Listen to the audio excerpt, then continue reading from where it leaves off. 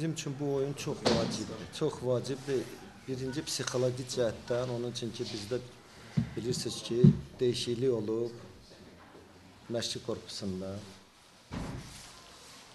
Alman məşqçisi uzaqlaşıb komandadan.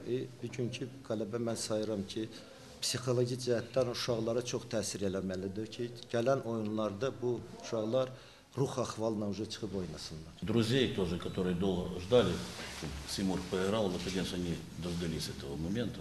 Но по игре надо делать анализ, потому что так, пока мы на третьем месте, и об этом что-то говорить.